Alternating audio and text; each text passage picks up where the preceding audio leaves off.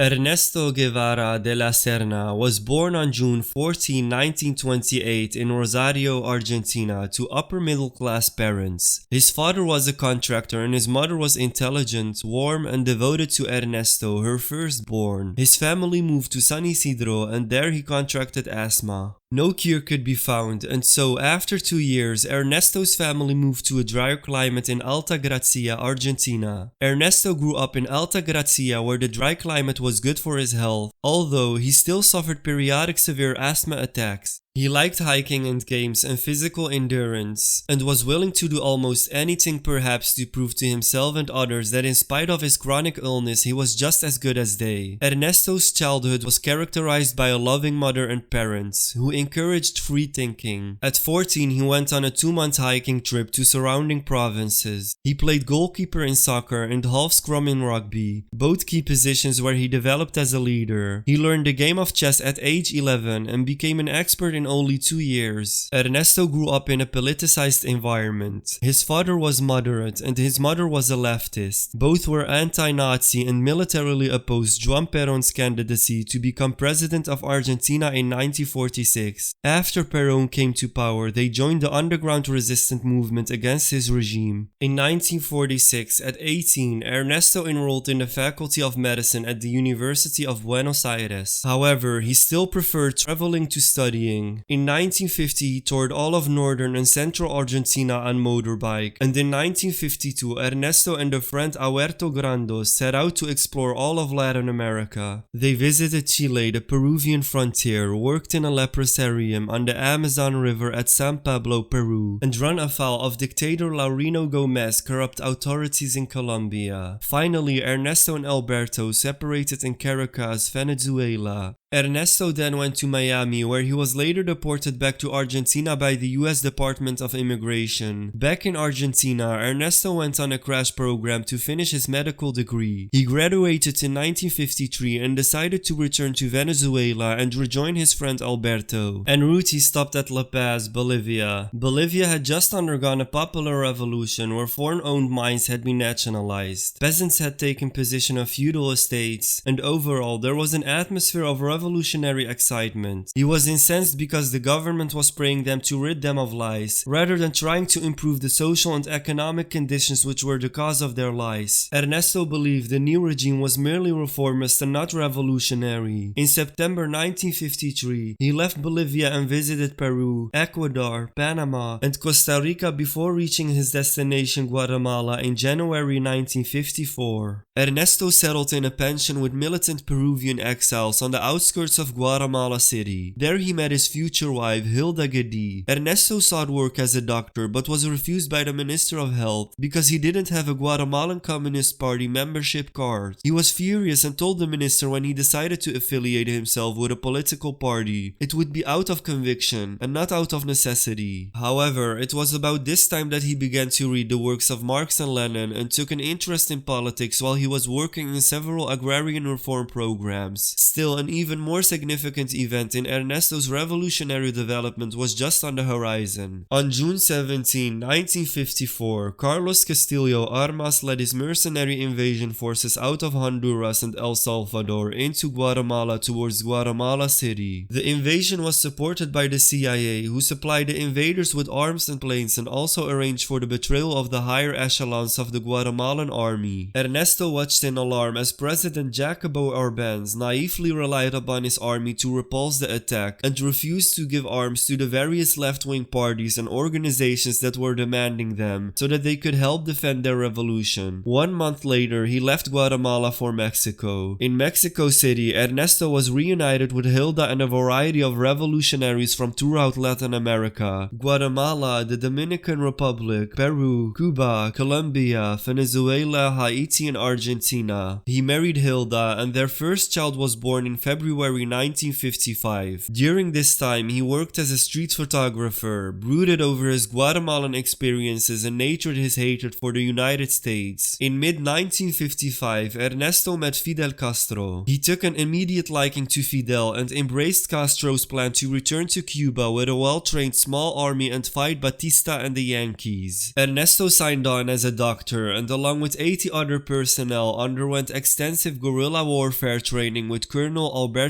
Bayo. It was during this training that Ernesto's comrades gave him the nickname Che because, like most Argentines, he used the word hey in almost every sentence. Che accepted the nickname with pride because it marked him as an Argentine. In November 1956, Che and Fidel and 80 guerrilla fighters departed Mexico for Cuba aboard the Granma, and the Cuban Revolution was about to begin. Thank you for watching. If you liked the video, be sure to click that like button. Also, don't forget to subscribe and click the bell to be notified about our latest videos.